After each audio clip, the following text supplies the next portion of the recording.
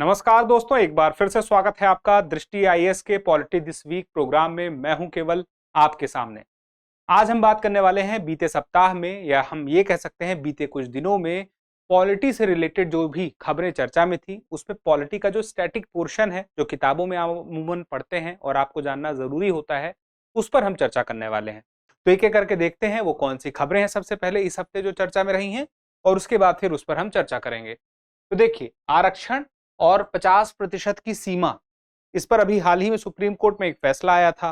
तो ये आखिर 50% की सीमा क्या है आरक्षण से संबंधित, वो समझेंगे। और इसके साथ एक और फिर कुछ दिन में फैसला और आया, जिसमें कि आरक्षण में उपवर्गीकरण की बात हुई है, तो उसको भी हम इसके साथ देखेंगे। फिर उसके बाद हम जानेंगे आरक्षण के अंदर, आरक्षण इसी को जो कहते हैं, उसके प्रावधान के बाद दल बदल कानून आखिर क्या है, और दल बदल कानून जो है उसमें क्या क्या प्रावधान है। फिर उसके बाद राज्यपाल की जो नियुक्ति है, हाल ही में कुछ राज्यों में हुई है, इस वजह से ये चर्चा में रहा है। और इसके बाद राज्यपाल कुछ राज्यों में किस प्रकार से किसी भी विधेयक को कानून नहीं बनने दे रहे हैं, यह बात काफी चर्चा में थी।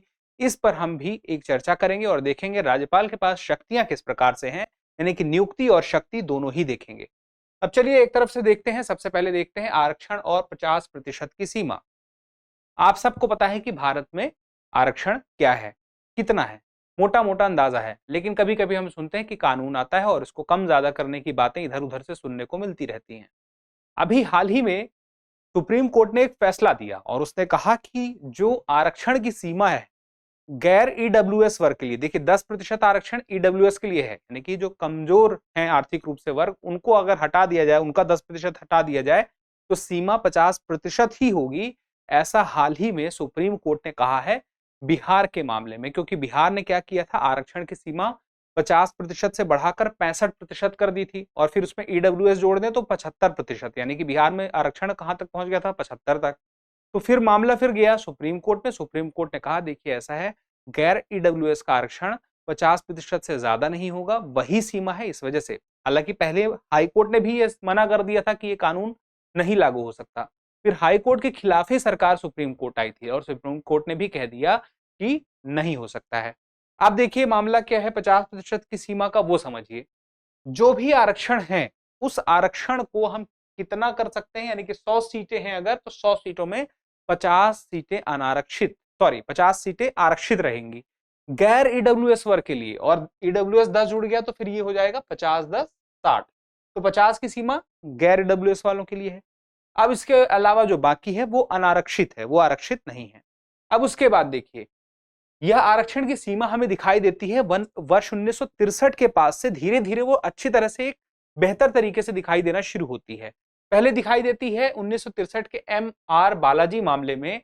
7 न्यायाधीश थे, उनकी बेंच ने यह कहा कि आरक्षण संवैधानिक ढांचे के तहत एक अपवाद है, एक विशेष प्रावधान है। तो पहली बार आरक्षण को लेकर के 7 न्यायाधीशों ने कहा कि आरक्षण एक विशेष प्रावधान है, अपवाद है। फिर मामला 1976 में गया और वहां पर न्यायालय क्या कहता है, आरक्षण कोई अपवाद नहीं है बल्कि समानता का एक घटक है। अब यहाँ पे देखिए, संविधान की अगर हम बात करें या न्यायपालिका की हम सीधे सीधे बात करें, तो न्यायपालिका में जब भी कोई बात, न्यायपालिका अपनी बात बदलना चाहता है, तो उससे ज्यादा जजों की बेंच की जरूरत पड़ती है। तो यही होता है 1992 में, और इंदिरा साहनी बनाम भारत संघ में 9 न्यायाधीशों की पीठ, संविधान पीठ, देखिए कहां 7 थे, अब हम 9 पे आ गए। किसी निर्णय में कुछ बदलाव लाना है तो ऐसे ही होता है। तो 9 जजों की पीठ बनी, उन्होंने कहा कि यह जो 50% की सीमा की पुष्टि की और कहा कि यह एक बाध्यकारी नियम है, ना कि केवल विवेक का मामला। तो एक बाध्यकारी नियम कहां से आ गया, यह आया 1992 में, लेकिन दिखाई देने लग गया था 1963 से ही। अब 1992 के आधार पर ही, यानी कि इंदिरा साहनी बनाम भारत संघ मामले के आधार पर ही हाल ही में सुप्रीम कोर्ट ने अपना फैसला बिहार वाले आरक्षण के उस कानून पर सुनाया है, जिसको रद्द कर दिया था हाई कोर्ट ने। अब यहाँ पे स्पष्ट है कि विशेष परिस्थितियों में सीमा को पार कर सकते हैं।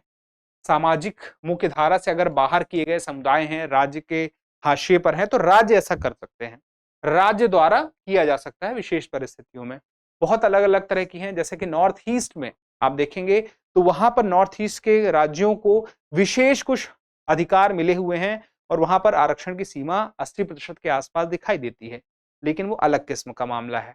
अब यहाँ पे देखिए 103वां संवैधानिक संशोधन, ईडब्ल्यूएस अभी तक नहीं था यहाँ पे जब ये बातें चल रही थी सुप्रीम कोर्ट में तब ईडब्ल्यूएस नहीं था। ईडब्ल्यूएस आता है 103वें संविधान संशोधन के माध्यम से 2019 में, और उसके बाद यह तय होता है कि 10% इनका भी है, लेकिन अभी उनका 50% बना है, उसमें कोई छेड़छाड़ी नहीं हुई है और वो अभी तक बना है क्योंकि 2024 में जो फैसला आया है वो भी यही कहता है। चलिए अब यहां पे देखिए आरक्षण से जुड़े हुए कुछ प्रावधान समझ लेते हैं। आरक्षण से जुड़े हुए प्रावधान जो संविधान में है, सबसे पहला 15(4) है। क्या कहता है? राज्य अनुसूचित जाति और अनुसूचित जनजाति और सामाजिक तथा शैक्षणिक रूप से पिछड़े वर्गों के लिए विशेष कानून बना सकते हैं। ये 15(4) है, ये बात ध्यान में रखिए। फिर 16(4) भी है। तो 16(4) और 15(4) में क्या अंतर है? शब्दों के साथ देखिए कि राज्य सरकारें अपने नागरिकों में पिछड़े वर्गों के लिए नियुक्तियों या पदों में आरक्षण दे सकती हैं जिनका राज्य की राय में राज्य की सेवाओं में पर्याप्त प्रतिनिधित्व नहीं है। तो यहाँ पे देखिए नियुक्तियों और पदों में आरक्षण की सीधी बात आ गई, ऊपर कानून, विशेष कानून बनाने की सीधी बात आ गई। अब यहाँ पे देखिए, यहाँ पे नियुक्तियों की है, शिक्षा की हम बात करते हैं। अब देखिए हमें संसद में भी देखना होगा, विधायिका में भी देखना होगा। तो विधायिका में यानी कि केंद्र और राज्य की विधायिका में देखें तो 330 और 332 में, सबसे पहले 330 में देखा जाए तो संसद की बात होगी और 332 देखा जाए तो विधानसभाओं की बात होगी। अब एससी और एसटी समुदाय के लिए आरक्षण अगर मिल रहा है संविधान के तहत संसद में या फिर राज्य की विधायिका में, तो किसके तहत मिल रहा है? इसके तहत मिल रहा है, 330 और 332 के तहत। तो 330 है संसद और 332 है विधानसभा। अब उसके बाद देखिए अनुच्छेद 243D प्रत्येक पंचायत में एससी और एसटी के लिए सीटों के आरक्षण का प्रावधान करता है। तो हमें पता है कि पंचायतों में भी सीटों का आरक्षण है, तो हम सिर्फ ऊपर ऊपर ही क्यों देखें, हम तो यहाँ पर नीचे तक देखेंगे, पंचायतों में भी देखेंगे, उसके अलावा नगर पालिका में भी देखेंगे। तो 243D है पंचायत से संबंधित एससी एसटी के लिए, और इसके अंदर ही जो ये आरक्षण है इसमें सीटों की कुल संख्या में से 1/3 सीटें महिलाओं का है। जो कुल संख्या रहेगी, अगर कुल संख्या इतनी है गोला बना दिया जाए तो इसमें 1/3 जो हिस्सा होगा वो महिलाओं का होगा। इसके अंतर्गत भी जो हिस्सा आएगा उसमें भी 1/3। और उसके अलावा अनुच्छेद 233T जो है वह नगर पालिका से है और यहाँ पर एससी और एसटी के लिए सीटों के आरक्षण का प्रावधान है। तो संघ में, राज्य में यानी कि केंद्र में, राज्य में, उसके अलावा स्थानीय स्वशासन में आरक्षण से जुड़े हुए जो प्रावधान दिखाई देते हैं और जो हमारे मौलिक अधिकार के अंतर्गत जो यहाँ पे कुछ प्रावधान है वहां से आरक्षण के जो उल्लेख दिखाई देते हैं वो हमें पता रहना चाहिए मोटा मोटा।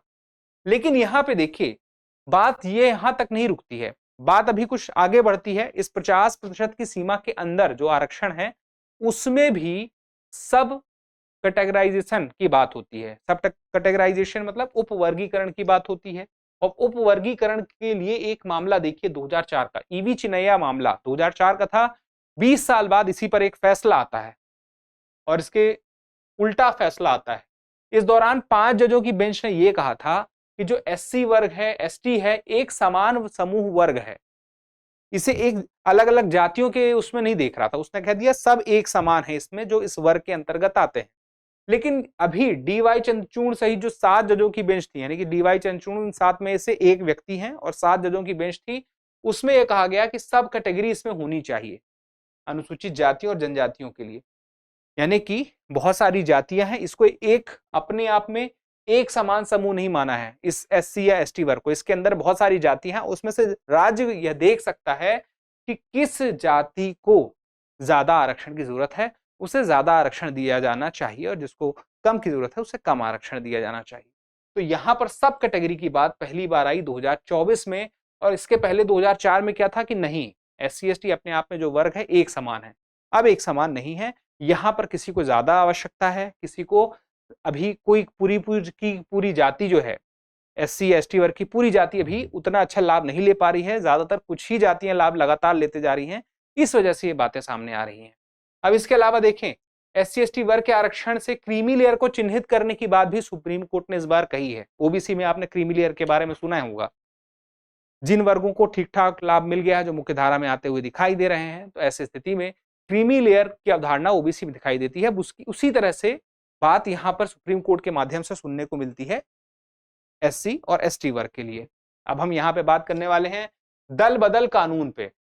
देखिए, कुछ समय पहले, यानी कि कुछ समय क्या, हम कुछ वर्ष, कुछ दशक पहले की बात कहें तो आपको आज भी ये बात तो पता ही है कि कानून जो है जब कुछ बन जाता है तो उसमें कुछ कभी कभी समय के साथ बदलाव करने की जरूरत होती है। तो ये बदलाव करने की जरूरत क्यों बनी? क्योंकि कुछ परिस्थितियां ऐसी आई। परिस्थितियां कैसी आई कि आप जानते हैं कि एक सीट भी इधर से उधर हो जाए तो पार्टी किसी और मतलब कोई और पार्टी होती है और उसकी सरकार बन जाती है। अब आप देखिए यहाँ पे, पहले एक टाइम ऐसा हुआ था कि अचानक से कोई किसी पार्टी से चुनाव लड़ा, जीतने के बाद वो दूसरी पार्टी में चला गया। अब वहां पर जितनी संख्या होनी चाहिए थी बहुमत, वो बहुमत कम हो गया, दूसरी पार्टी की सरकार बन गई। ये चीज ना हो, इस बात को ध्यान में रखने के लिए, क्योंकि जनादेश को एक तरह से देखा जाए तो यहां पर नकारने की तरह बात हो जाएगी कि किसी पार्टी से कोई व्यक्ति खड़ा था, उसको वोट दिया गया, उस पार्टी के साथ वह जुड़ा हुआ था, इसलिए अब वो दूसरी पार्टी में चला गया, जनादेश की भावना ना खराब हो। तो इसके लिए दल बदल कानून लाया गया और इसमें यह कहा गया कोई व्यक्ति अगर पार्टी छोड़ के दूसरी पार्टी में जाता है तो वह सदस्य नहीं रह जाएगा। किसका सदस्य नहीं रह जाएगा? विधायिका का सदस्य नहीं रह जाएगा। इसी के लिए दल बदल कानून आया था। लेकिन इसमें भी कुछ ऐसे प्रावधान है, कुछ उल्लेख है जिसमें कि दल बदलने वाले को फायदा मिल सकता है, या तो ये कह सकते हैं नुकसान नहीं हो सकता है। लेकिन किस स्थिति में, ये भी देखना पड़ेगा।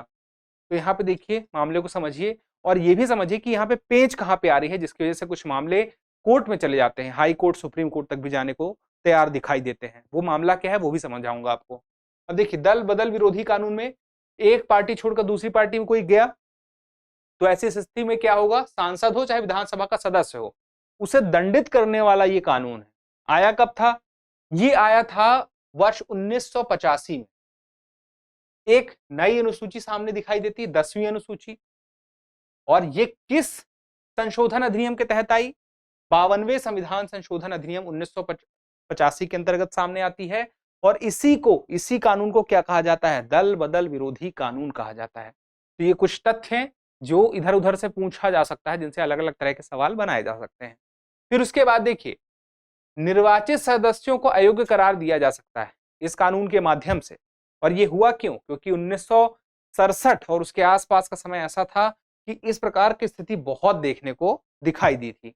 अब उसके बाद देखिए, 1985 के इस अधिनियम में लिखा है कि किसी राजनीतिक दल के 1/3 अगर सदस्य थे, मान लीजिए पहले ये हुआ, ये अभी 1985 कानून के तहत है कि एक व्यक्ति जा रहा है तो उसको अयोग्य घोषित कर दिया गया, वह सदस्य नहीं रह जाएगा, चाहे वो सांसद हो चाहे वो विधानसभा का सदस्य हो।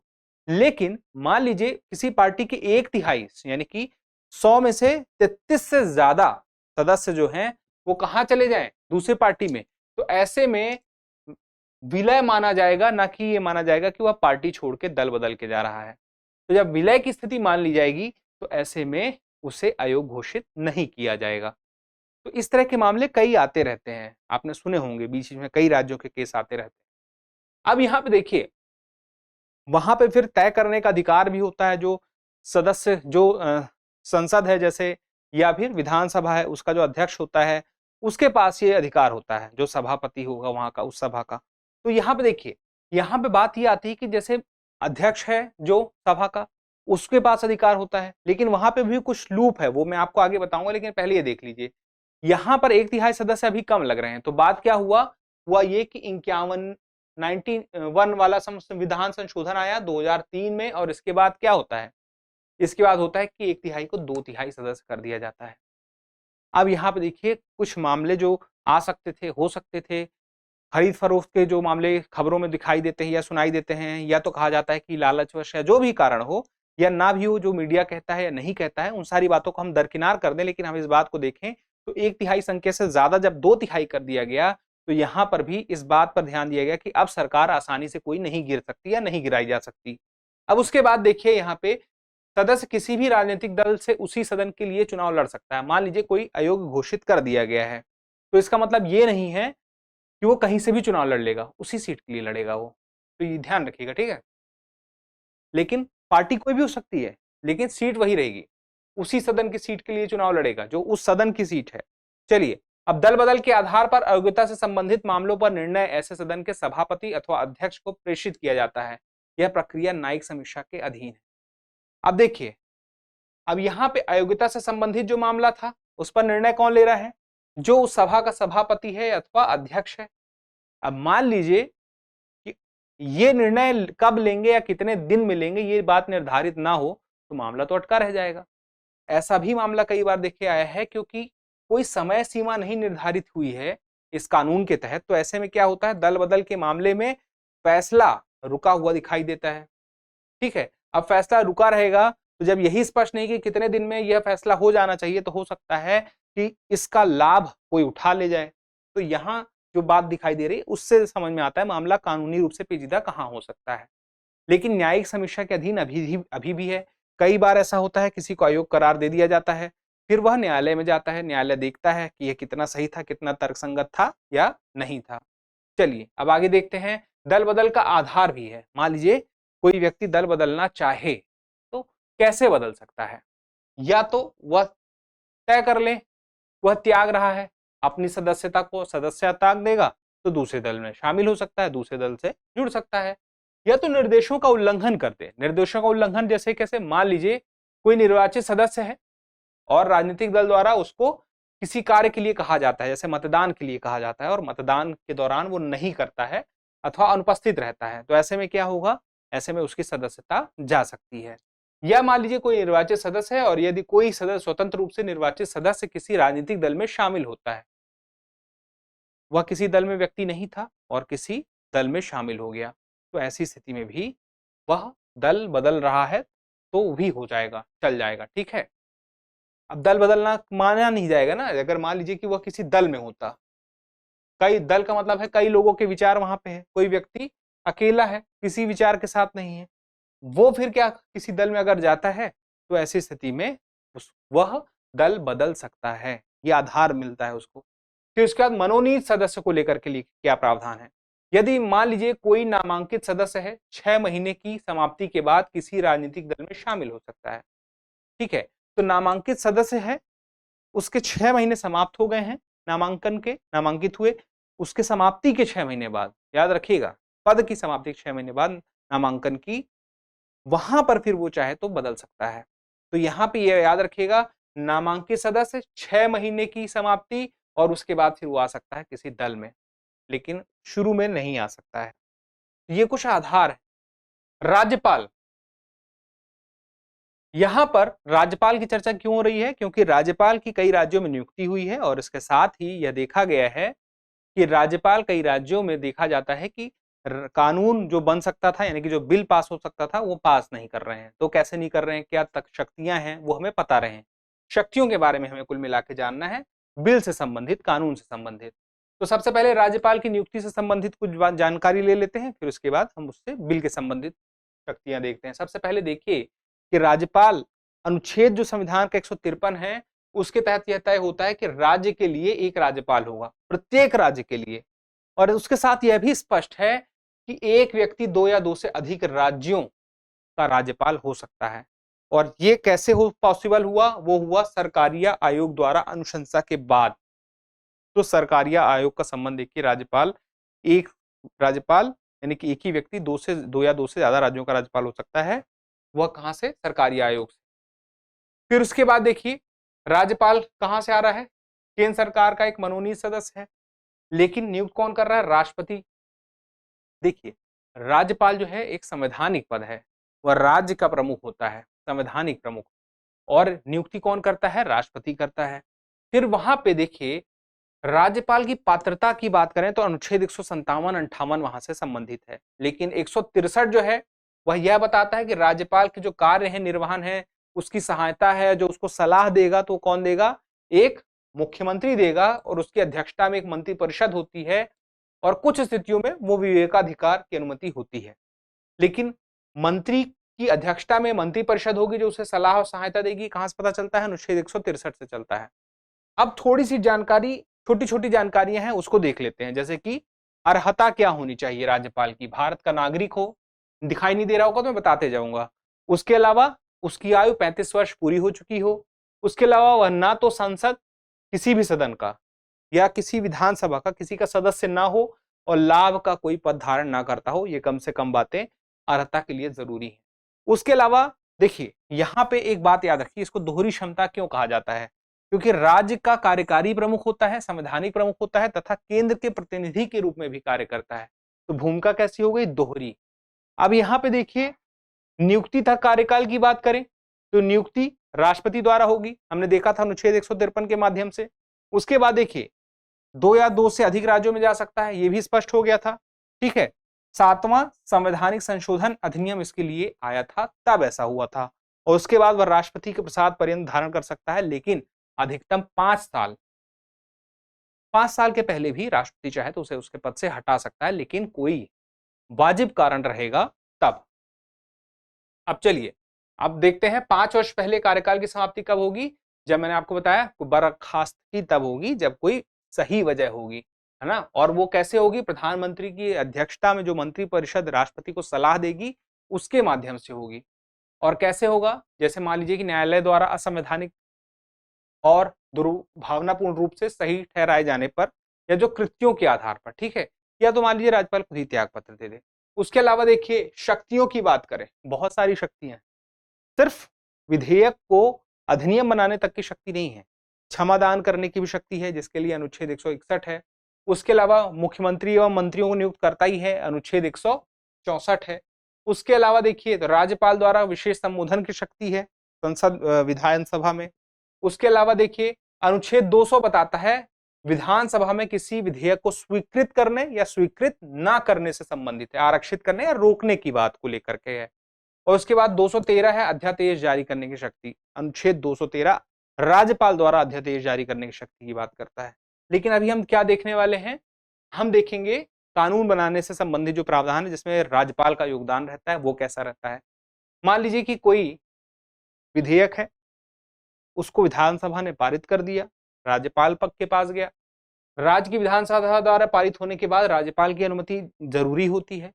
राज्यपाल के पास जब गया तो राज्यपाल या तो सहमति दे सकता है, राज्यपाल ने अगर सहमति दे दी तो इसका मतलब क्या हुआ कि वह बिल कानून बन गया, अधिनियम बन गया। सहमति को रोक सकता है या राष्ट्रपति द्वारा विचार के लिए विधेयक को आरक्षित कर सकता है।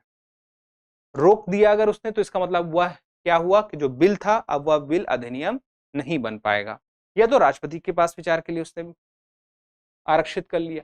अब देखिए राज्यपाल सदन या सदनों द्वारा पुनर्विचार का अनुरोध करने वाले संदेश के साथ विधेयक को वापस भी कर सकता है, राज्यपाल वापस भी। ऐसे ये कंडीशन के आधार पर सवाल आते हैं और वो हमें पता होना चाहिए।